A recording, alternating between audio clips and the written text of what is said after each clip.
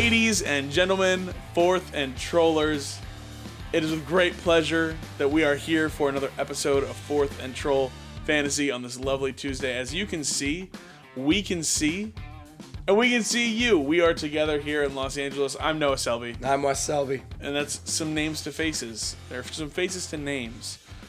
However you want to do it, whichever way you say it, it's fine by me. I'm not gonna get annoyed at you for it. So names to faces, faces to names, whatever you want to do.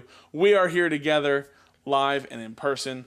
We are recording a podcast episode. Some of you may not know, and I think some of you don't know, we aren't actually recorded together ever. This is the first time ever we've been doing this and ever having a live show together. So this is pretty cool. It's exciting. We're excited to be here. We're happy. I'm happy, at least. Wes, how are you feeling? Oh, this weekend has been great. Yeah. This has been such a blast. As you can hear, my voice sounds different than normally. I've lost my voice a little bit. It is getting better, though. Noah and I went, the reason that we're together, we went to go see the Dolphins and the Chargers in LA, as you can see by Noah's hat. If you are watching on YouTube, and maybe you'll see on the social media clips later. Did not enjoy the game. Nope. As a Dolphins fan, did not enjoy that at all. No. So, otherwise, we've been having a really good time. And we will actually later on be sharing just, that game itself, Sunday Night Football at SoFi Stadium. But I'm doing really well. Otherwise, how are you, Noah? Same. I echo everything you've said. Good. Coping with my feelings with the Dolphins right now. Yeah. Still die hard. Still love them. Still support. And some stuff has to be fixed. And I'm looking forward to Saturday night because I'm looking forward to Saturday night, and also at the same time not looking forward to Saturday night. Just tell me the whatsoever. score, and we'll get it over with. So we'll see. That's it for us, though, as far as feelings. Because there's more important things ahead, and it's the fantasy playoffs. It is now officially the fantasy playoffs. The regular season is over. What a year we've had so far in fantasy football. How are you? You're in 4 leagues, right? I'm in 3. 3 leagues. How'd you do? I made it in 1. Okay. In that league, every single person makes the playoffs. So it's an 8-man league. Well, I mean, you got in. My record's you got a shot. 5-9, so we're doing Great. good. This year, as I said, this year in fantasy is just been insane. We talked a lot about what things are going to be like leading up to this season and how, draft day came around and we're thrilled and at the same time terrified for draft day because we just didn't know so many changes in the league and so many different things were happening. And so we didn't know what things were going to look like. And I was on the bad end of the stick as far as where players fell, where things went. Yep. And that's true. I'm just gonna go against all instinct next year, and just that's the one thing I haven't done yet. I've tried everything. That's a good tip. I've always tried to have a balanced team. I've always tried to wait on quarterback. No, I'm taking Russell Wilson 101 is what I'm doing. Yeah, it's high after Sunday's game. Yeah, absolutely done for it. Wes, how'd you do for fantasy playoffs? I'm in 4 leagues. And I made the playoffs in 3 of them. Listen to him more on this podcast. I feel pretty good. 2 of them I was locked in over this weekend, but one of them I was winning in, or I needed the other guy to lose, and I lost, and he won. However, if I outscored him, I made playoffs, and I did by 1 point. It came down to Nick Folks PAT last night, and I made it in by a single point. So 3 for 4. I got a shot at 2 of them. The one I made in by 1 point, I highly doubt I win next week. But that's how we did for Fourth and Troll. Let us know how you guys did. We hope we've helped you a little bit along the way. If we did, let us know. Yeah. We're excited to be here, though, and excited to support you guys. Answer any more questions you guys have going into the fantasy football playoffs. Hopefully we'll do a little bit of that today. Like we said, we got a great show. We're going to be talking about our experience at SoFi. Got a lot of Fluke for real to go over. We got a few just blanket playoff waiver wire, ads for each position to go over. Some hyped up and let down, obviously. And then we're going to look forward to Thursday Night Football, which might actually be a good Thursday Night Football game. Oh, I hope. It might be. 49ers at Seahawks. First, the news, Wes.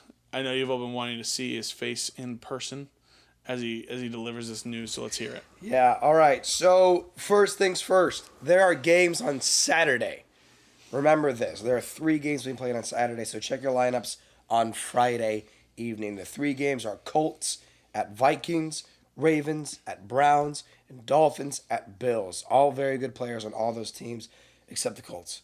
But make sure you check your lineups by Friday night so you don't find yourself in a bad spot for the first playoff game.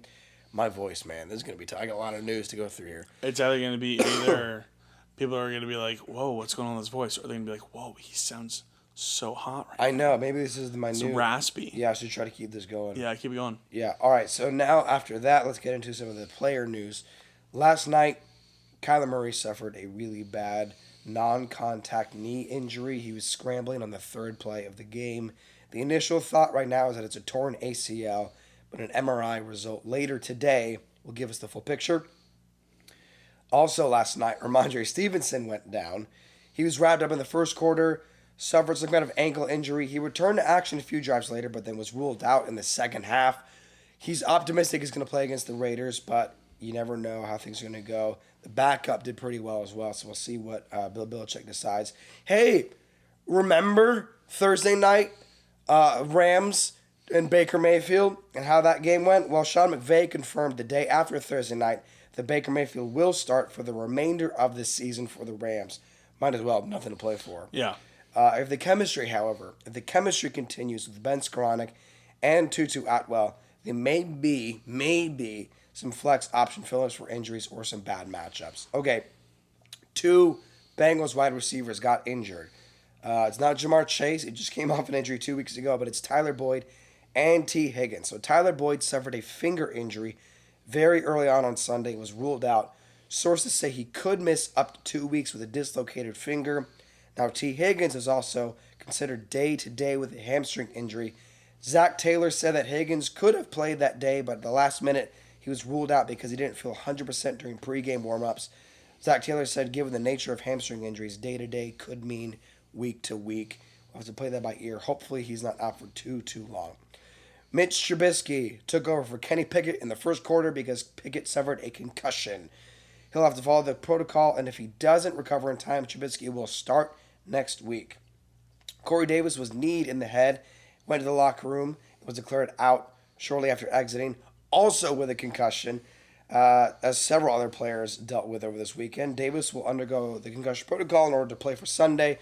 Tyler Huntley also left with a concussion. He's listed as questionable for Saturday's game since they're playing them. DJ Moore is day-to-day with a knee sprain. Reportedly, it's nothing significant, but we'll see how that factors in. They are in the hunt for playoffs because everyone in the NFC South sucks. So they will need him back pretty soon, especially after winning and the Bucs losing. DJ Moore is important to that team. Okay, as we all probably saw, Deebo Samuel went down with a torn MCL and an ankle sprain. He was carted off the field, and at first it seemed it was going to be really bad. But it seems like he is probably going to come back for the regular season. Right now, it's going to be sometime within the next 4 weeks. Supposedly, it's as early as week 17.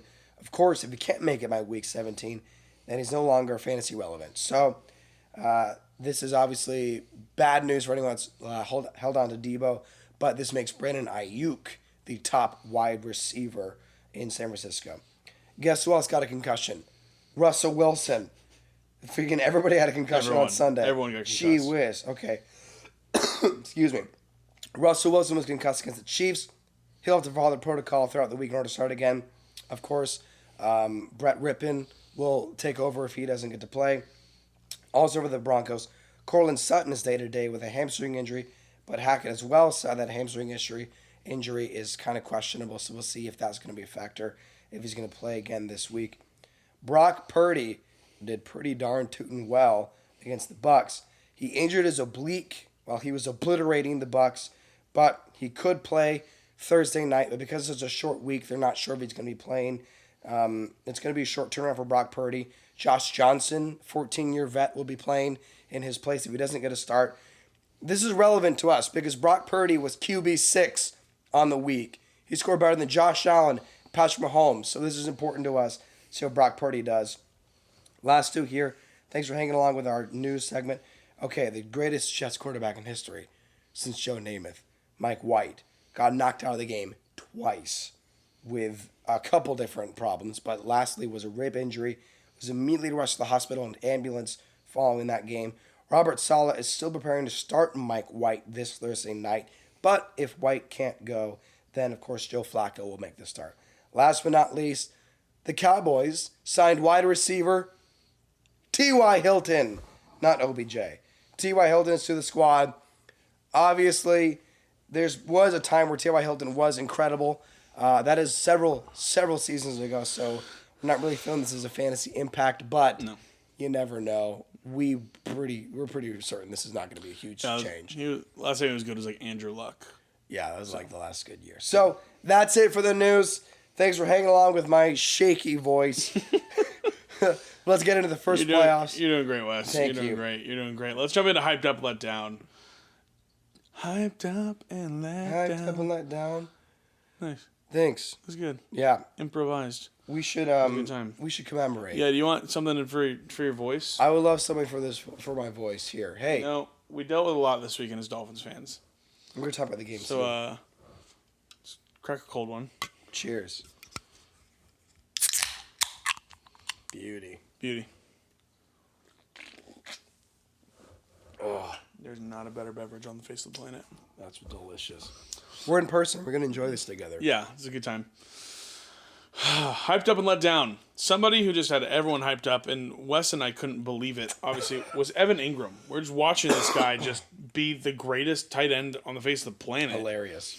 This weekend, 39.2 fantasy points. Highest scoring player of the week in fantasy. 15 targets from Trevor Lawrence. 11 catches, 162 yards, and 2 touchdowns. The game plan must have been, we know how to attack this Titans defense. Pass defense is not good. Secondary isn't good. Evan Ingram was a beast. He was absolutely incredible. In hand with him is Trevor Lawrence, 33.34 fantasy points, 368 yards, 3 passing touchdowns, 7 rushing yards, and a rushing touchdown. Sorry, ETN owners. Trevor Lawrence kind of sharked you guys. Yeah. That's the only thing that I don't like about this Evan Ingram stat. Is like ETN, they were flying. I mean, the passing offense was incredible, so obviously ETN didn't get to do much. And, little spoiler, ETN's in our let down segment just because of that. Yeah. But, I mean, who would have ever thought this season we would see a tight end in the top 5, let alone, several points above anybody else? Yeah. Wow. For just a week. Absolutely. Absolutely insane. The Philadelphia Eagles are good. I've heard. That's what I've heard as well. I've heard they're good. I just said that. Jalen Hurts, 30.4 fantasy points in yet again another game where he did not finish the game. Took some time off because he could. He didn't need to keep on playing. Took a few drives off. He just continues to be an absolute animal. And I would say after this week, I'm willing to say he's probably front runner for MVP. It's neck and neck him and Mahomes. Yeah. But I just think he has so many ways to do well for his football team. 217 yards and 2 touchdowns, 77 rushing yards and a touchdown. He's good at football. Yeah. He's good at football. His running mate is also good at football. And Miles Sanders is he looked like, I'm trying to think of another great Eagles. He looked like prime LaShawn McCoy. Like it was like 17 carries for 144 yards and 2 touchdowns.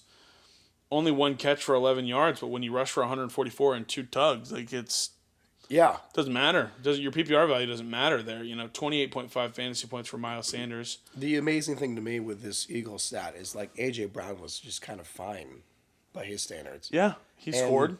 Yeah, and Devonta Smith had a great touchdown. Devonta Smith scored. But like other than that, it's like run the tape back for when they were playing the Texans and we were like, start all of them. Yeah. It's like, yeah.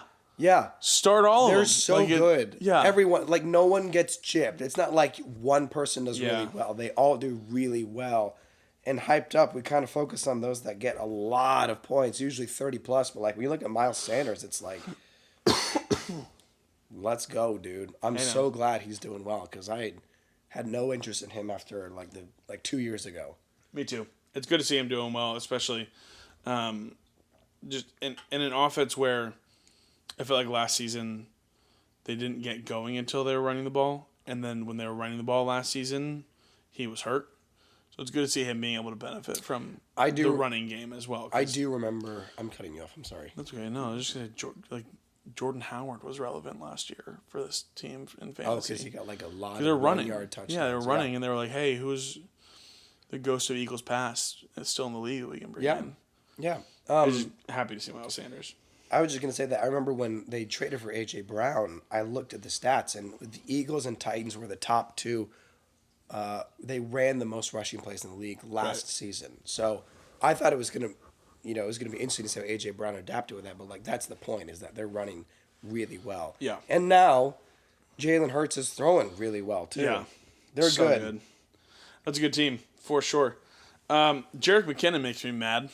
Because he's really good. And hand in hand, Patrick Mahomes. I don't know, everyone should have seen that touchdown by now, but the underhand lob to Jerick McKinnon, who took it 60 yards or something like that to score it. And it's just Jerick McKinnon, 32.4 fantasy points on 13 touches. Like, he is... We'll talk about him and Fluke for real, because it's my goodness, it is someone to envy when it comes to having a good running back. I don't know. He's good. Yeah. He's good when given the opportunity, for sure. Jerry Jeudy.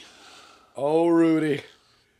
He's arrived. I'm just happy for him. I'm just happy for somebody to be doing what we hoped somebody would be doing for this Broncos offense. Jerry Jeudy, 33.3 fantasy points, 9 targets, 8 catches, 73 yards, and 3 touchdowns. That's good. That is good. That's good. That's very good. Yeah. What I love about fantasy here, Wes.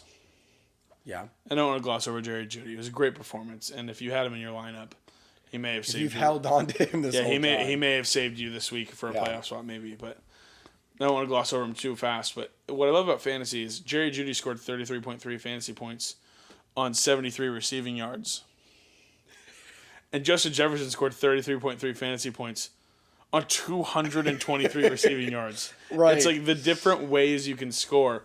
Justin Jefferson breaks the Vikings franchise record for receiving yards in a single game. Yeah. 15 targets, 11 catches, 223 yards, 0 scores, but 33.3 fantasy points for Justin Jefferson, and a loss to the Detroit Lions.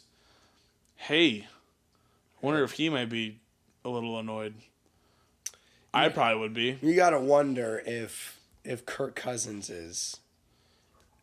Well, I will say maybe because Kirk Cousins isn't the greatest quarterback, that it's benefiting us in fantasy. Yeah, because he feels he just needs to go to one person. Because they always got to win in the fourth quarter. Yeah. Because when you're Jalen Hurts... if they're like 450 yards. Yeah. Yeah, Kirk Cousins had over 400 yards. Yeah. So, like, you got to fight in the fourth quarter when you're the Vikings, because if he gets a quarterback that can win on his own, maybe Justin Jefferson doesn't get 200 yards. Yeah. Yeah, but one of our guys in our group chat said, I think the Lions are the best 5-7 team I've ever seen. And I said, in tandem with the Vikings being the worst 10-2 team I've ever seen. Like, it was a perfect storm for those two teams. Honorable mention here to Tyreek Hill. I'm just now reading this. Did his... It still has not been stat corrected. So we're waiting on a stat correction potentially.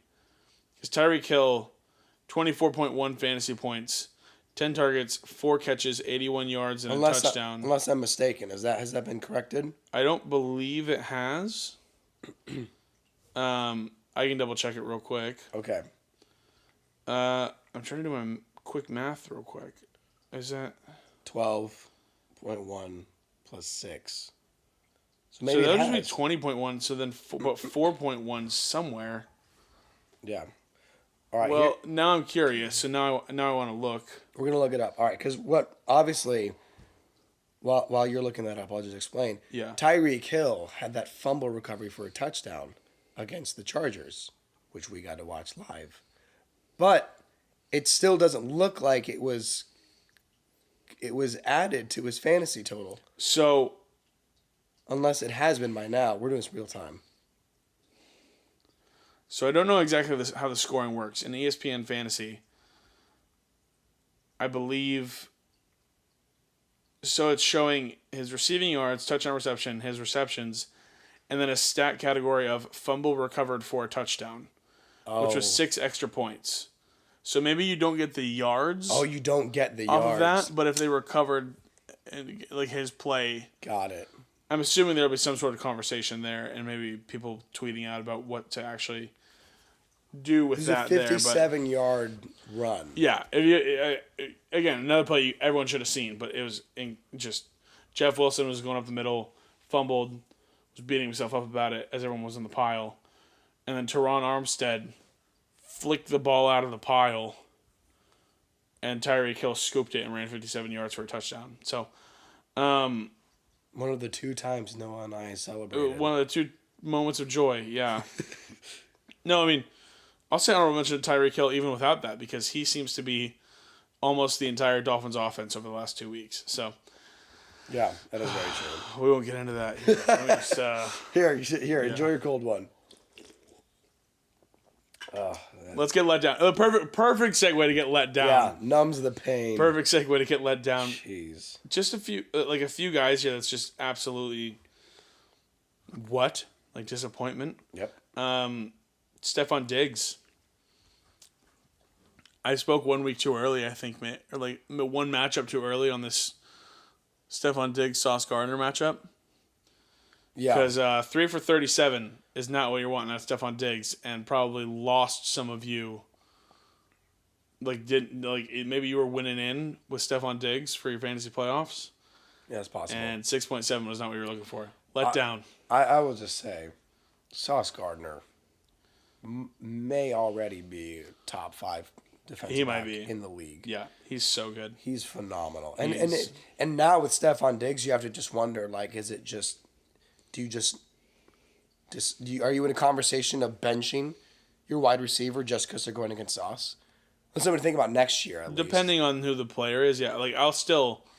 You're still going to start 10 out of 10 Stephon times Diggs, I'm still going to play Stephon Diggs against Sauce, but I'm nervous about it. Yeah, of course. I'm nervous about it, for sure. Especially if the Jets start using him as, the shadow guy. Kind of how Jalen Ramsey did, and Jalen Ramsey's kind of, prime age. Yeah, when he was good. When he would just follow the top receiver everywhere. I don't care where he's lined up. Put me there. I'll cover him. Yeah. Sauce Gardner's good. And as a result, Stephon Diggs was not good this week. Somebody else, Travis Etienne. 0 targets. No PPR usage whatsoever. I benched Etienne in leagues that I had him in this week because I wasn't excited because this Titans defense is so good. And we saw it. The passing game thrived for Jacksonville. The running game did not. I don't know what his fantasy playoff schedule looks like, but he's still a top talent. It just feels like ever since he got hurt, 3 weeks ago, it doesn't feel like he's been back to form. I would agree. You do that.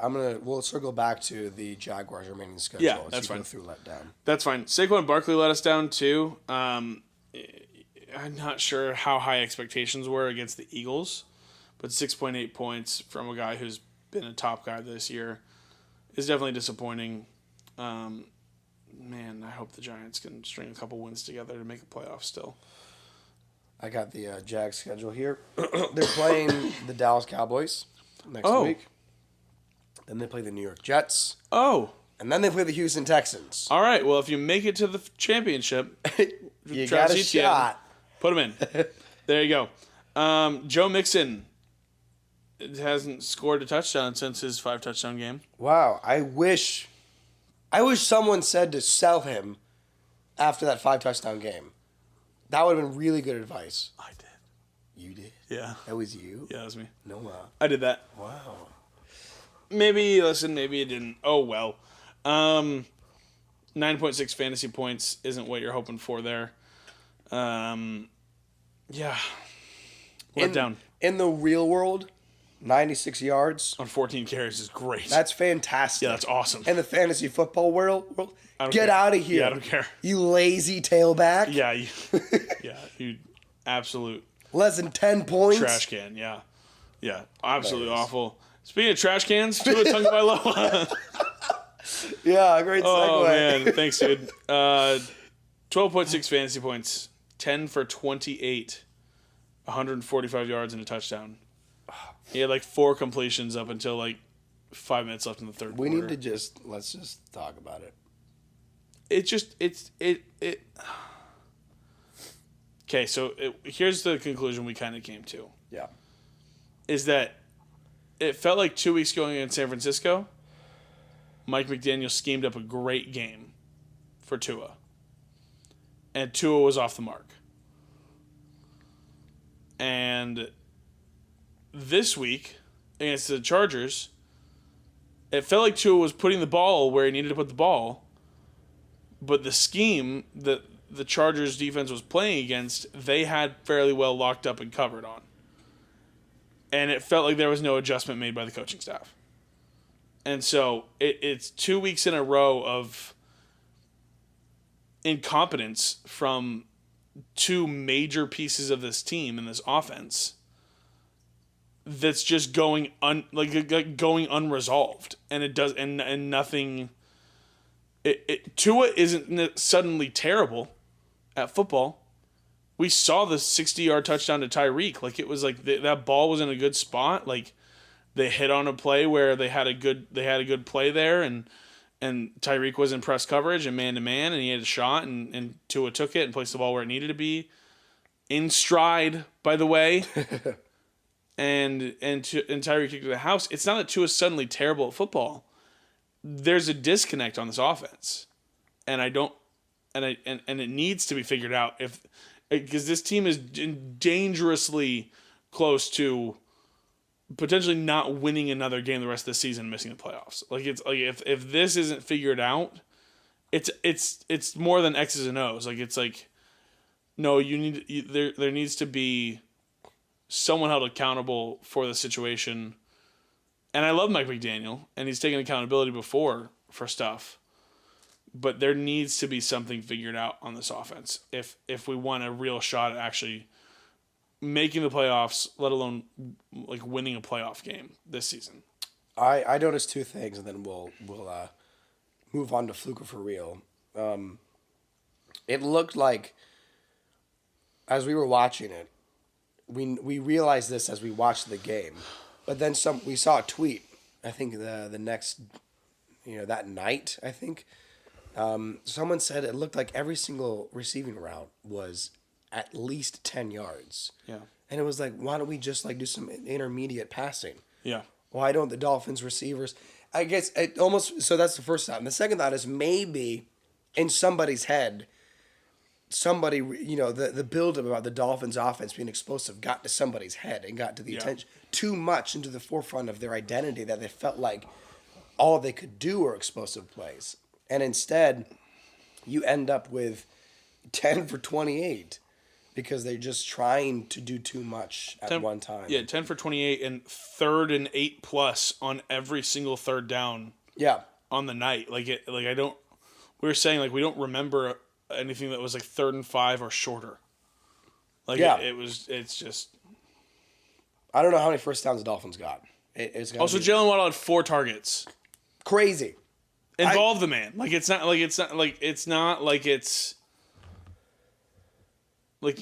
you scheme plays for Tyreek. Jalen Waddle is a top tier receiver in the NFL. He has an NFL record. Yeah. I feel as though we're going on a different path here. Yeah, we're Hi. We're Dolphins fans. Yeah. Thank you for letting us stand on a soapbox for a second. Thank you. Anyway. We appreciate it. Let down. We're let down by that. And the Jalen Waddle may have been a bit of a segue because 4 targets for a guy of his caliber is absolutely unacceptable. 5.1 fantasy points. The things he can do when the football gets into his hands is absolutely absurd. So, yeah. Dolphins need to figure something out, and we'll get to see that Saturday night in Buffalo. So hopefully hopefully things are going to go well there. So we'll see. We'll see what happens. Time for Fluke for real. How's it sound? Sounds much better than talking about the Dolphins. Me too. Me too. I agree. I agree with that statement. Ready? Yeah, I'm ready. Go. Evan Ingram, 39.2 fantasy points. For real, I don't care. It's a tight end. I need a good tight end. Right, yeah. And the places that we're in, I don't know if he goes 39 again, but like 15 targets at the tight end position. Yeah, go ahead. Zay Jones, 21.7 fantasy points. I like that. Yeah, me too. I like it. I mean, I wish Christian Kirk was also just as involved because I like Christian Kirk too. But yeah. 12 targets is a pretty big deal. I mean, Zay Jones was like my week 2 waiver wire ad. Yeah. And I'm like 10 weeks too late, but I like it. Me too. I like it. I think it's for real. I think Trevor Lawrence is getting more confident throwing to the ex-receiver on the team, which makes me thrilled to draft Calvin Ridley next year when he becomes the outside man running those routes. Because imagine that. Oh boy, my goodness, he'll be pretty good. J.K. Dobbins, I don't think I even realized he had this good of a game. But 18 fantasy points, 15 carries for 120 yards and a touchdown against the Steelers defense. Right. Yeah, I think that's the reason I'm inclined to say for real. Yeah. Obviously, you have to put in the asterisks that Lamar Jackson didn't start. Right. So when that returns, is that a question? But I'm going to still believe that that's not a problem because J.K. Dobbins is the starter. Yeah. With Lamar Jackson. Like they, in a healthy Ravens offense, that is QB1 and RB1. So I'm glad to see that. So, yeah, for real. Yeah. Don't worry about Gus Edwards. Don't worry about Kenny Drake. It certainly seems that it's J.K. Dobbins' backfield to work with there. I love this guy. Yeah. Zonovan Knight, dude. Yeah. Fluker for real. I mean, Michael Carter's back. Yeah. James Robinson, a healthy scratch. You know what's interesting is I looked at the snap count. Michael Carter had a better snap count. Michael Carter had a better snap count, even though Zonovan Knight was How much better? Do you remember? 47%, and then Michael Carter had 50%. Okay. So I mean they split Fairly even. the backfield a couple of times, but like Yeah. that's how much more they used Zonovan Knight. Wow. I think that's very interesting. For that reason, with 17 carries, Yeah. I think Michael Carter got replaced I think you did too. in 2 seasons. I think you did too. Yeah, I think they found something they really like. I know they love Zonovan Knight, so I think they found something they really like there for sure. Wow. It's exciting. Bless you. Top tier health here at 4th and Troll Fantasy. Yeah, good time for our live in-person Yeah, camera here. it's a good time. Jerick McKinnon, 32.4 fantasy points. We talked about it a little bit and hyped up and let down. It is frustrating because it's like, oh, that'll never happen again. Yeah. But because it's the Chiefs' offense, I'm willing to buy into it. Yeah, I think at this point I'm like, well, I like Pacheco, but it feels like the floor is right here, and the ceiling is like right here. Like right in between the 12 to 16 points every week now, which is reliable. And if you need that, like if that's your flex option, great. Like I'm not going to complain about 12 to 16 from a flex. Obviously, your ceiling is just going to be capped though. The highest ceiling I think is for obviously Jerick McKinnon here, but I mean I'm going to call it fluky because it won't happen again. But I mean it's just one of those things that's like you're never going to be able to predict it. You are investing in a wide receiver. Yeah. That's the way I look at it. You get PPR. I'm going to actually talk a little bit more about him myself just to kind of give a little more confidence about what this stat line looked like. Yeah. I feel like we've seen this exact stat line from Deebo Samuel before. Yeah, basically. Yeah, 9 targets, 7 catches, 112, 2 touchdowns. Yeah. And then 6 carries. And a bunch of carries, yeah. Yeah. So a handful there for sure. Chris Moore, who we talked about a little bit on Friday. Yeah, hilarious. 22.4 fantasy points. I was trying to make a joke, but it turned out to be an incredible. Yeah. Wow. At first you want to say that's a fluke because he's wide receiver 3 at best. Yeah. Because Brandon Cooks and Nico Collins were injured. But there's no hope for the Texans season. And Brandon Cooks has already been cranky. Yeah, Brandon Cooks hates that team. Yeah, so they just might continue to play with both Chris Moore and Amari Rodgers. Yeah. So I am not against adding Chris Moore. Yeah, the speculative ad is fine. Yeah. There on that one, I So think. for real enough to add, but Yeah. do it again for me to start in the playoffs. Do it again. That's the second episode in a row. I know. Oh no, we're Oh man. we've broken ourselves. And then as you just mentioned, Amari Rodgers. I'm less inclined for him. He 16 points. He had 5 targets, 4 catches, 57 yards, and a touchdown. Obviously, one of them is a touchdown catch, so Yeah, that helps for sure. I feel the same. I'm gonna say Fluky on that one. DJ Chark do. Yeah, we had a fan said DJ Chuck do DJ Chuck. I don't know what to make of this Lions offense passing game, to be honest. It kind of this is gonna sound ridiculous, but it kind of feels like the Chiefs last year. It's just who's gonna Where people were like, yeah, I gotta get Byron Pringle. Because, it's the Chiefs offense, Right. and I gotta get a touchdown from Mahomes. right. So I can get at least 12 points. That's how DJ Chark feels to me. That's how a lot of the Lions offense feels, where it's just like, let's invest in anybody from Detroit. Yeah. Because Jared Goff is slinging it. I think this was a really good game. This does feel a little bit more like an outlier. Amon-Ra St. Brown is still the favorite option. Yeah, and I think they're still easing Jamison Williams back into things as well. Yeah, he got his first touchdown. He had his first touchdown on his first NFL catch this weekend, but I think he probably takes a little more of a prominent role as they are trying to run the table and make a playoff run. Yeah. Which, man, I mean, can we all just collectively just say a hope and prayer for the Lions and Dan Campbell that they can, in one season, go from the second overall pick to a playoff team? How awesome would that be? That'd be fantastic. I would be so excited about that if they make the playoffs. So, Yeah. Next guy here, you're going to talk about a little later, I think, Wes, but Marquise Goodwin, 20.3 points. Fluke for real? Fluke. Yeah. I mean, this happens like 2 or 3 times a year with him. He's like, wow, I got a long touchdown. Whoa, yeah. We'll jump into it. We'll jump into it a little later for sure. But DPJ, Donovan Peoples-Jones, 12 targets on this Browns offense. That's pretty good. 19.4 fantasy points. What do we think? Yes. I was talking about it last time too. We were talking about Deshaun Watson and Amari Cooper and how they did last week for Fluke for real. And then right at the end we were tagging on the tagline of like, but Donovan Peoples-Jones looks pretty good actually. Yeah. There might be something there. Yeah. And I think now there is something here, and I do think this is for real, and I like it. The target share impresses me, for sure. The target share is definitely helpful. Richie James, is there a new Giants wide receiver in town? Whatever. Yeah, Fluke. No. Yeah, not about it. Sorry to the Giants fans. It's just fantasy perspective. Yeah, I feel like a terrible fantasy analyst right now because Isaiah Hodgins, 15.8 fantasy points, 6 targets, 4 catches, 30 yards, and a touchdown. I have no idea who that is. Yeah, that's the problem. That was the same. I'm pretty sure this is a Giants receiver as well. Oh. I forgot as well. I could just go. Yeah, he's a Giants receiver as well. Okay. That's all I got to say. Yeah, no, that's don't buy into it. I have no idea who that guy is, and I don't care to in the future. Chuba Hubbard, 18.9 points.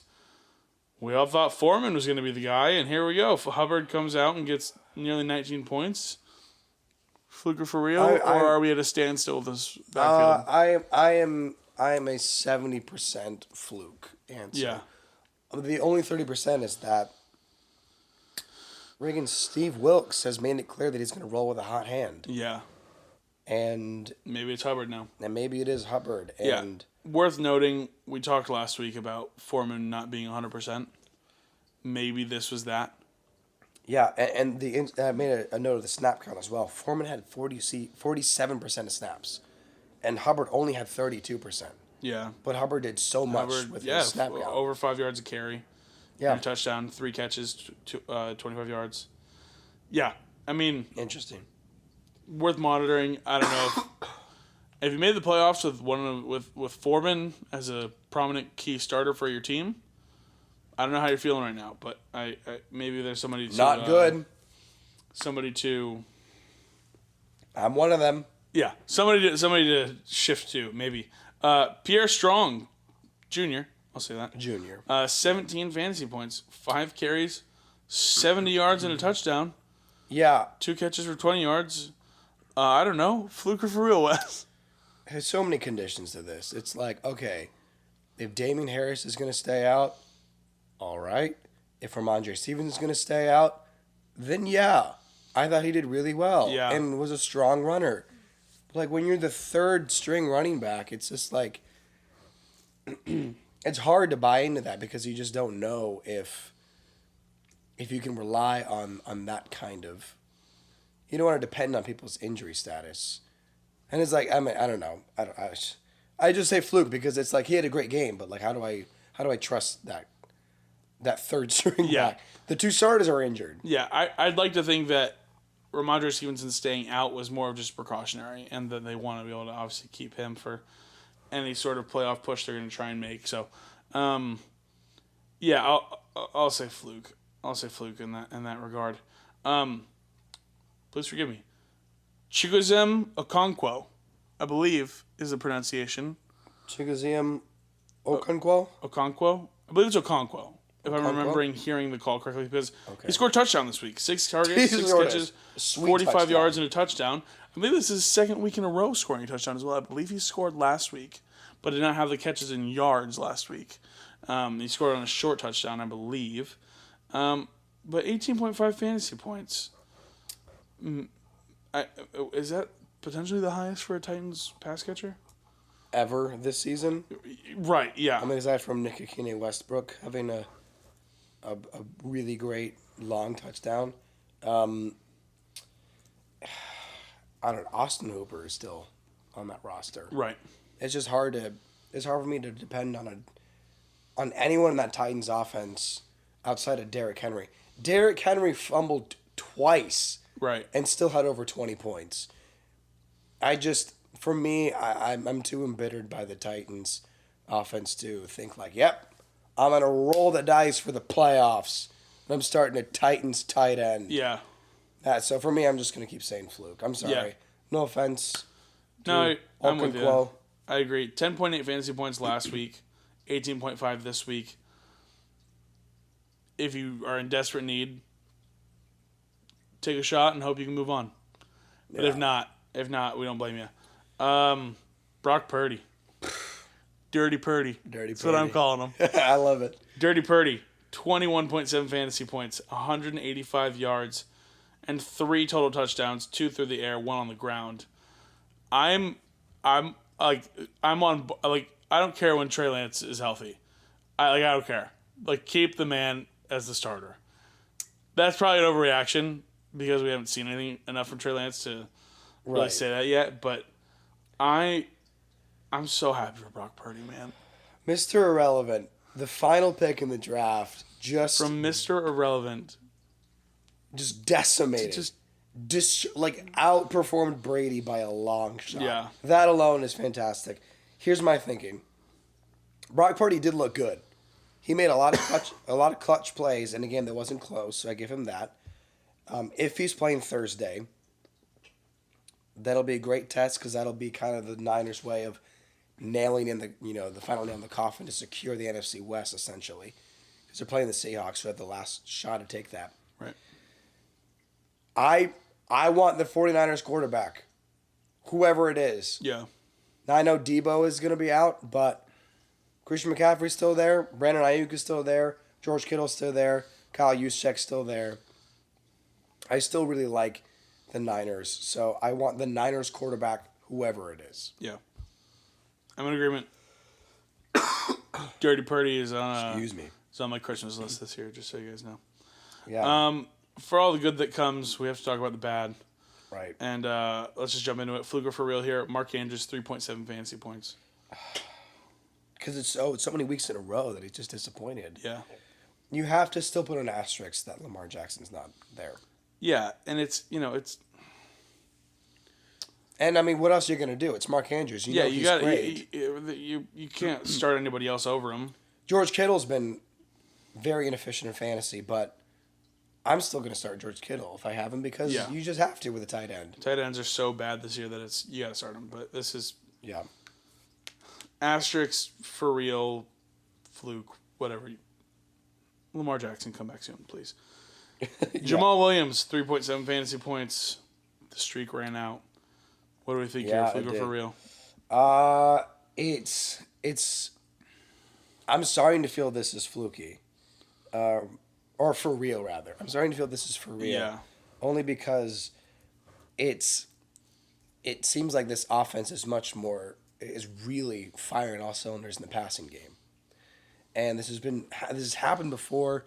We saw it in the first couple of weeks. Jamal Williams is doing great as well, but in the snap count, Jamal Williams 37%, DeAndre Swift 36%. It's there. It's even. It was a sort of close game at times, but I feel like you have to keep starting him regardless, just because of the touchdowns that he has. Right. If he gets one touchdown, you have kind of like 11, 12 points, and that's enough. Right. But I don't know if we're going to see the 20-plus point games for the rest of the season. Yeah. I don't know that we will. I saw somebody tweet out, it was like, list of players who have scored a touchdown for the Detroit Lions today. Jameson Williams, DJ Chark, Josh Reynolds, Justin Jackson, third-string running back. List of players who have not scored a touchdown for the Lions today. Jamal Williams, DeAndre Swift, Amon-Ra St. Brown. So weird. It was like, well, one of those days. They always pop up. They come around. Yeah. Probably for real on Jamal Williams, though, because it seems like they're trusting Swift just as much, if not more now. So, Dak Prescott, 13.6 fantasy points. He has not been a good fantasy quarterback the last 2 weeks especially. When you barely beat the Texans. Yeah. That obviously says a lot. However, the Eagles barely beat the Texans too. So maybe the Texans are just a much better team than we give credit for. Yeah, they're just bulk up against good teams. But when you score 54 points the week prior, and he's less than 20 points, something like that. Yeah. It's so hard for me to think. It must just be Tony Pollard and Ezekiel Elliott. Yeah. I think that's the whole. CeeDee Lamb had 8 points. Yeah. I don't. Dalton Schultz at 15, but Yeah, I just don't feel like Dak Prescott is going to win me a playoff game. No, yeah, he has not been the guy for fantasy that he has been in the past. He's been a QB1, like a top 10 guy, top 8 guy, really. And he hasn't been that since he came back from injury, and that's just because, we said it a few weeks ago. It's Kellen Moore likes winning games, and they win games when they run, and that's what they're doing lately. So, yeah, for real for Dak right here. Yeah, for real. I agree. Nick Chubb, 8.4 fantasy points, 2 straight games of 8 points with Deshaun Watson at quarterback. Uh oh. I wonder. I really do wonder if Stefanski is just going to try to incorporate as much passing in these last 3 games as possible to get Deshaun as much experience as possible. Yeah. To start the next season. Yeah. With as much chemistry as possible. And I'm worried for Nick Chubb fantasy owners that just means Nick Chubb is not going to be the bell cow or the game-winning player that the Browns need him to be, because they have no hope. They have no hope of making playoffs. They don't need to be strategic. They just need to do what they can and learn as a team. So Stefanski just wants to get him rolling. I don't know. I feel like Nick Chubb is probably not going to have a 20-point game. Maybe not even close. It may be 15 points at best the last few weeks. Yeah. For real. And as we know, he needs the touchdown to make it work most of the time. to make it a good game, a really good Nick Chubb game. So like we talked about Joe Mixon and being like he had 96 yards, something like that. That's great in the real world, but Nick Chubb had 34 yards rushing. Yeah, and he got fantasy value because he had 3 catches for 20 yards. 54 yards. I mean, that's not a great game either. So, right. Yeah, I'm going to say for real. Yeah, I think it's probably pretty close to for real. Trending that way for sure. Not to spend too much time because we already mouthed off of the Dolphins a little bit, but Tua Tagovailoa, 12.6 points. Jalen Waddle, 5.1. Raheem Mostert, 5.4. Jeff Wilson got hurt in this game. One of my 4 fantasy starters to get hurt in Week 14 winning in the playoff situation. That's true. Kyler, Kenneth Walker, Jeff Wilson, T. Higgins.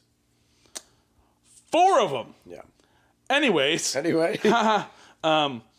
This is going to be for real until they figure something out on the offense. Until they discover a way to adapt. That is a clear-cut way of putting it. I think you can still slot in Jalen Waddle because I think you have to you if have you have to, him. but I will not start Tua Tagovailoa until he plays the way he has played the previous weeks. Yeah, luckily you're in a beautiful situation where thankfully Joe Burrow. I have Joe Burrow as a backup. Yeah.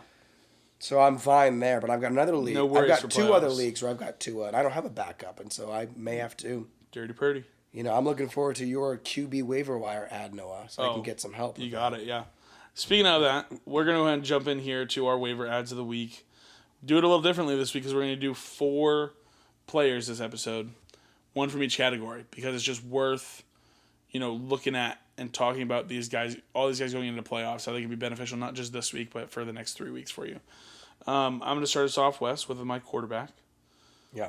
The quarterback ad for waivers going into the playoffs. It's going to be Trevor Lawrence. He's a QB 8 on the year. He might be even higher based off... no, never mind, maybe. I think Kyler was around 9 or 10 going into the week. QB 8 on the year, Trevor Lawrence is. 16-plus fantasy points in each of his last 5 games. He has a passing game script for the playoffs as it is. Dallas, they're going to need a pass to stay in that. The Jets, they're potentially going to need a pass to stay in that. The Jets have a good defense, and we've seen when you play a defense that plays well, ETN doesn't do well, the running game doesn't do well. So looks like Doug Peterson puts the ball into Trevor Lawrence's hands there. And then Houston in the championship, which is a glorious matchup there for just against a poor defense. Obviously, we saw a little different this week against the Cowboys for the Texans there, but excuse me. And then he has Trevor Lawrence has 26 rushing yards or a touchdown in 4 of his last 5 games. He's using his legs. One of them he had 26 yards, the other one he had 53 yards, another one he had a touchdown. He's using his legs here as well. So any type of quarterback can use their legs. The upside is tremendous. Trevor Lawrence. That's who I'm going to add. I am so happy to see Trevor Lawrence actually playing like a number 1 overall pick. Yeah. These last few weeks. Obviously, we saw some flashes this season, and we just kind of gave him a mulligan last year because of Urban Meyer. I was going to say him who shall not be named, but you just screamed. I named him. Yeah, I said it loud. I'm jumping ahead of next year. I would love to draft Trevor Lawrence. Yeah. It feels like this offense is clicking. Finally, Doug Peterson understands this team. I think they're just going to keep rolling. They don't care about playoffs or their percentage to make it. They may even be out. I don't know. But I think this is fantastic. And they just want to keep getting better because now, as we mentioned earlier, Calvin Ridley's part of the team. They want to learn this team so they can go into the next season and finally take the division away from the Titans. Yeah, I think Trevor Lawrence is. Did you talk about it like a couple weeks ago too? I did. Yeah, if you don't have him by now. If you don't have him by now, you probably missed out. I think he's still available in like 40% of leagues. So he is definitely somebody to target there for sure at the quarterback position. Who's running the ball? Who's running the ball? Okay. I hit you. I'm sorry, Noah. It's okay. I just bumped into your arm. Okay. I'm going to explain with enough confidence why Jerick McKinnon is worth adding as your running back waiver wire ad for this week. Okay. It's hard to ignore that kind of game, obviously. He's only rostered in 34% of leagues, so he's available for sure. People are going to try to rush to get him, but I'm going to try to explain why it's actually worth it. I don't ever expect this to happen again, obviously. But what he did was really impressive. And as you talked about earlier, that weird, flick thing that Mahomes did, McKinnon's the one who took it all the way to the house. Yeah. So just know that 59-yard touchdown, plus he had a second receiving touchdown in the game. So he is involved in the passing game so much more than a running back should be, and so much so that he was actually second in targets. He had 9 targets. He had as many as Travis Kelce. To me, that is extremely important because if we're living in a PPR world, he's a wide receiver for the Chiefs by that point. When you look at his snap count as a running back, 57% to Isaiah Pacheco's 43%. So Pacheco did well on the ground game, enough to, be relevant in the real world, but not that great in fantasy. But it is clear that Pacheco is the ground game back and McKinnon is the wideout back. He is the screen pass catcher. He is the flat route runner. He is the PPR volume machine. And that's why I actually do believe that Jerick McKinnon is worth adding after that insane performance from Sunday. You convinced me. I have? Okay. You convinced me a little bit. Yeah, I think it's legit. I think he's again, I think it's just the same thing Mahomes has said. It's just you're gonna have to guess every week. So with McKinnon, we've seen the ceiling here now. Right. But there's no way you're gonna be able to predict this sort of thing to happen again or the positive direction to happen again, because he's a couple weeks ago I think he scored 6 points. So it's like Tyler Lockett of years past. Like, right. If you drafted him and he's on your team and you pick him up, you're playing him, and you're gonna have to ride with it. Playoffs are go big or go home. If you don't have an incredible flex option, that might be worth investing in. It just depends on who else is available in your league. But I just want to give you a little more context as to how that happened. So it wasn't just this insane, wow, you got 32 points? Fluke or for real? Fluke. No, there's a little more for real to it than it may appear. That's why I'm going to say of the available running backs, Jerick McKinnon. All right, who's your wide receiver add for this week, Noah? I'm just staying in Jacksonville. Hell yeah. Is that cool with you? Zay Jones is my wide receiver add for the playoffs, starting this week. Listen, he has 10-plus targets in 3 of his last 4 games. Like I said, the X receiver in this offense is Zay Jones, and he is getting this production here because Trevor Lawrence is becoming more confident in throwing that X receiver. Christian Kirk has had a lot of success because Kirk runs those shorter routes, those more kind of intermediate routes. And Zay Jones is out here just kind of balling out, running post routes, running deep crossers, stuff like that, and doing great. 10-plus targets in 3 of his last 4 games.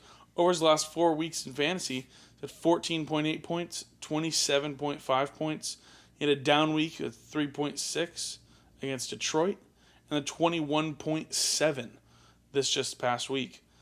Yeah, sign me up. And he's a guy who's out there in 40-ish% of leagues. He should be rostered everywhere. I mean, you were, like we talked about earlier, just 13 weeks too early on your waiver ad. I feel like a guru now. Yeah. Over the last month, he's been doing super well. And like talking about the matchups, they're gonna have to pass. They want to stay in these games. Right. Sauce Gardner shadow worries me a little bit. Against the Jets in 2 weeks, but Zay Jones should most certainly be rostered at the very least. I really like this one aspect of Zay Jones' performance is that it doesn't have to take away from Christian Kirk's performance. Yeah. Christian Kirk still had 11 or 12 points, which is fine. But it's not like he had 3 points because he just funneled the targets. It's not like Trevor Lawrence has 30 targets to go for the game, and he's just going to pick. He's got to disperse it evenly, or he's going to give it all to one guy. Christian Kirk, decent game, Zay Jones, great game. Of course, Evan Ingram, an amazing game. So I really, really do like Zay Jones going forward. I remember one of the big reasons I liked Zay Jones back in week 1 and week 2 was because he was a red zone target. Yeah. And there he was again as a top priority. So Jacksonville's got something going on, man. Yeah. Lead us in here. Close us out on the waiver wire segment. I'm staying in Jacksonville. I knew it. Because how do you ignore Evan Ingram dominating week 14? Yeah. It's okay. So it's just anyone without a tight end named Travis Kelce, maybe Mark Andrews, is pleading on bended knee for a tight end. Yeah. Here, I did a little bit of math. I did some math here. If you take away both of his touchdowns, that includes the catch and that includes the yards, for both of Evan Ingram's touchdowns, he still had 21.9 points. That is awesome. That's incredible. That is incredible. That is not a touchdown-dependent tight end. Because here's the thing. When I look at people like Tyler Conklin or Chigoziem Okonkwo. Yeah. There it is. Touchdown-dependent. I would even say Dawson Knox from the weekend got lucky with a touchdown. It was an awesome flip into the end zone. But they all got like 15 points because of one touchdown.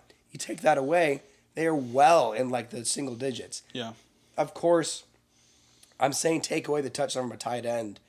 That's like the whole point of a tight end. Like they're touchdown dependent. But it's so hard to ignore a tight end that did this kind of game. Had 162 yards. I'm going to look at the stats here again.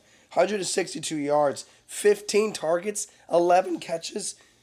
That is unbelievable. Now, I'm going to throw in a second tight end here, just because I think a lot of people are going to hone in on Evan Ingram. So in case you don't get him, because you need some tight ends, I'm going to throw out Gerald Everett just as an option here. He's been fairly decent. He's averaged 8.8 points since he returned from his injury the last 3 weeks, averaging 6 targets. He had 8 targets in front of our very eyes on Sunday Night Football. Mm-hmm. And that's with Keenan Allen and Mike Williams. Mm-hmm. So, go for Evan Ingram. But if that doesn't work, I think Gerald Everett is not a bad option either. I agree. Thanks. I'm in agreement there. 3 guys from Jacksonville. There we go. Who would have thought? Last thing here on this episode, Wes, close us out with your must start. We're going to jump into Thursday night preview, but close us out with your must start for Thursday night. Oh. Well, it's 49ers at Seahawks. And let me tell you, this is not the way I wanted his emergence to happen. But, you know, the NFL works in mysterious ways, just like the Lord. And nice. Now that means that Brandon Ayuk is the top wideout. Yeah. And he's my must start. I have been excited for Brandon Ayuk to find his way into the forefront of the 49ers passing game. And it started to happen. And it started to work. I remember when Christian McCaffrey was traded, you and I had the conversation. How does this open up with Deebo and Ayuk and Kittle? Will there be too many cooks in the kitchen? Will there be one player that performs great? I've started to feel like maybe Ayuk is going to start to see a lot happening. Well, Deebo is injured. They got to throw to somebody. And Kittle, if I'm not mistaken, you shared a stat with me, Noah, the other day that George Kittle blocks on like 80% of his snaps. Yeah, something ridiculous like that. He's not a receiver anymore. He is a lineman. Yeah. And he's very good at that too. Yeah. So you don't have to worry as much about there being any targets being funneled into Kittle as a safety net.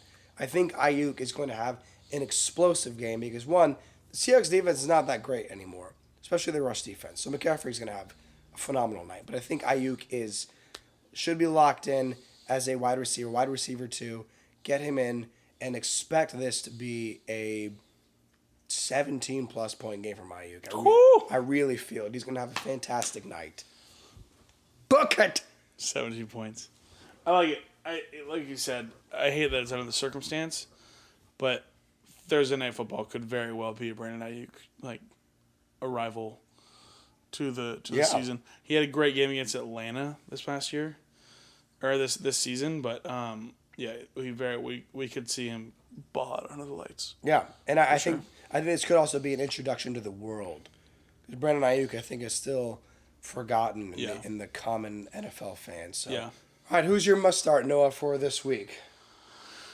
Well, my must start is Tyler Lockett. He's a wide receiver 8 this year, you guys. He's wide receiver 8.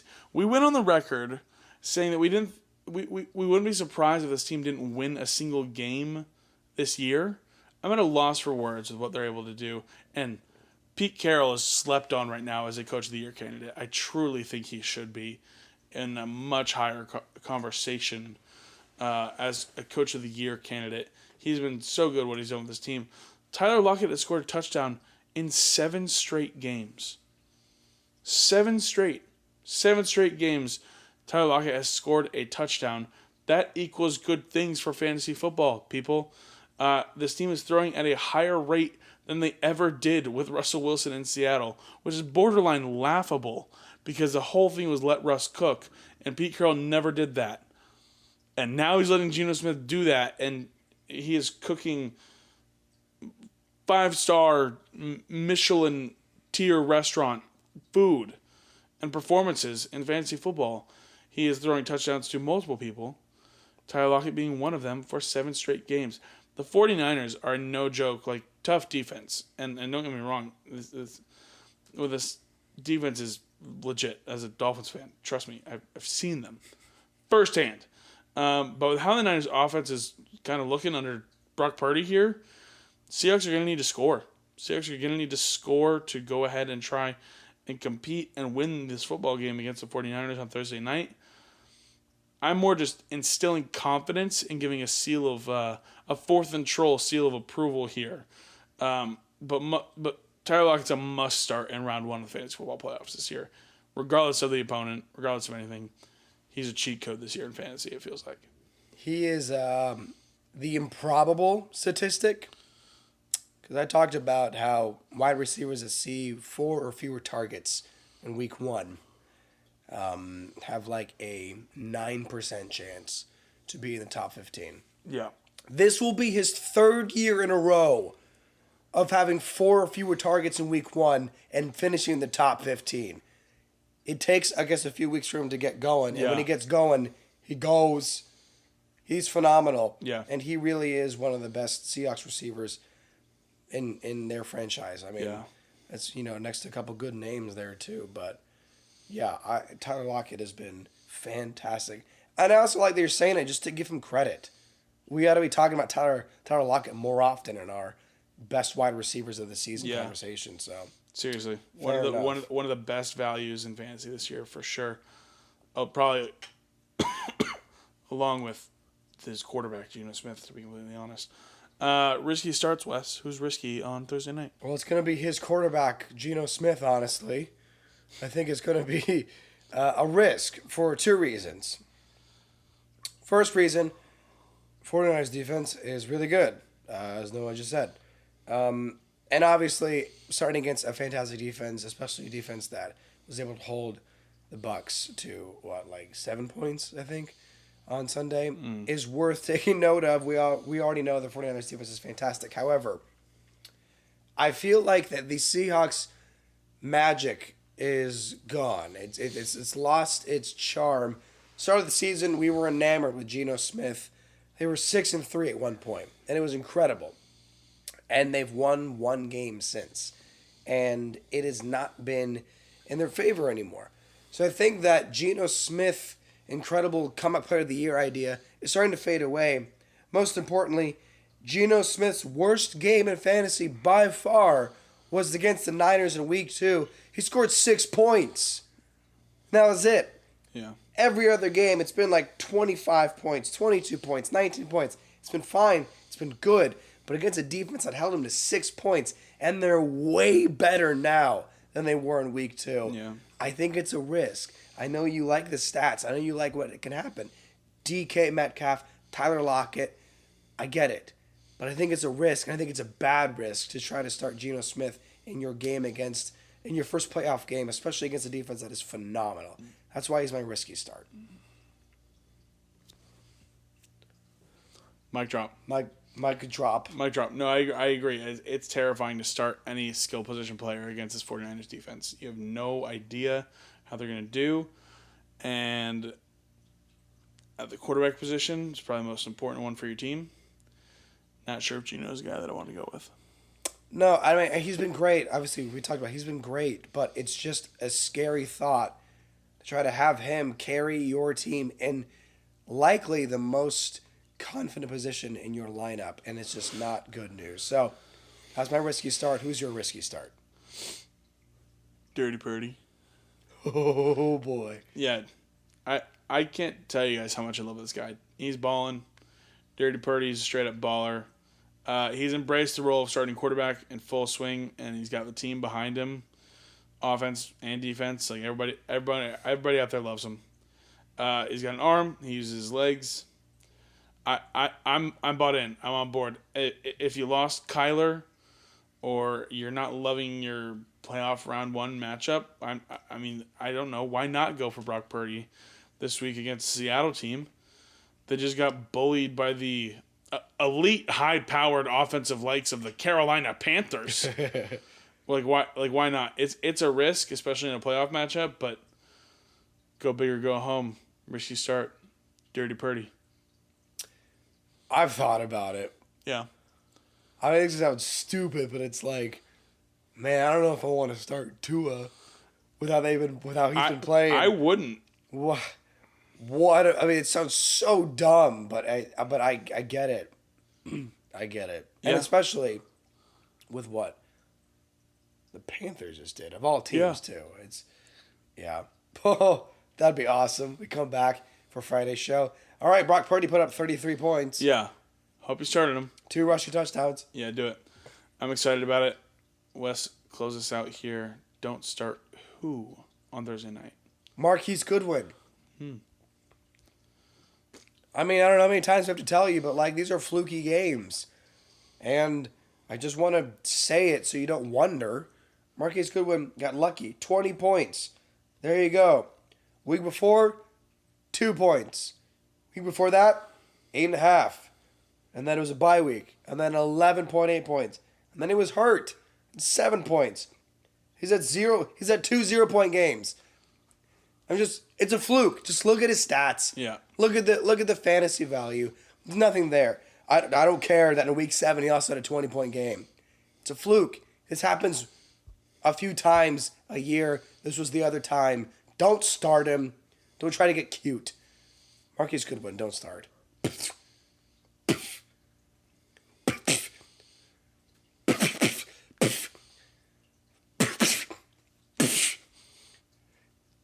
I was going to keep doing this until he stopped me. This is a treat. Help. This is a treat. This is a treat. Stop. Okay. Stop. This is a treat for just our audio listeners right now because they have no idea what you're doing. Yeah. Wes is just having an explosive movement right now or something. Gosh. It's just, yeah. No, I agree. It as much as this team is throwing, it really is only on a weekly basis making 2 people relevant. It's DK Metcalf and Tyler Lockett. So, Goodwin's a no-go. Great. I'm glad you agree. I'm glad nobody's questioning this. At least after this podcast. No. And now, hammer it down, Noah. Who is our don't start for Thursday night? This one's a little bit contingent on if Kenneth Walker III plays or not. Okay. If he doesn't play, listen, I don't care how much Pete Carroll loves this guy. Don't put Travis Homer in your lineup. Pete Carroll absolutely loves Travis Homer, and nothing makes me excited about this matchup for him. It's a terrible matchup. The 49ers defense is fantastic. They have held great running backs to very minimal points this season. Don't do it. Listen, if Kenneth Walker III is playing, you probably have to start him because he's probably one of your boys, and you probably gotta get him in the lineup, and you probably don't have a better option. But if Travis Homer is a starting running back, fade heavily. There's a better option on your waiver wire. I'd be willing to say, just don't start Travis Homer. That's it. The only thing I will mention in addition to what Noah's been saying is I don't know if it's time to just drop Travis Homer in case Kenneth Walker can't play another game. I found it interesting that Travis Homer had 91% of the snaps. Yeah. Even though the very last minute, Pete Carroll decided to name Tony Jones Jr. the starter. Well, it was like Schefter last second was like, everyone's gonna be active, but I'm going with Tony Jones for fantasy. Which wasn't even the best option, even though Homer had a very, very little production in fantasy. Yeah, like it was very strange. I mean, hold Homer if you're Kenneth Walker the third owner, because Pete Carroll is notorious for being wildly optimistic on injuries. Yeah. And from the beginning, he may not be completely sound with what's actually going on with Kenneth Walker. So hold him because you need a handcuff for a guy like that.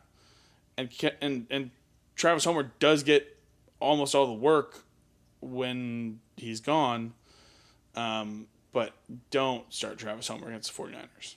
Yeah, I mean, it is a gamble, but it is a gamble. So much of a gamble that it is worth just saying don't start him. Yeah. Don't risk your first playoff game by playing someone that really shouldn't be starting in that lineup anyway. Yep.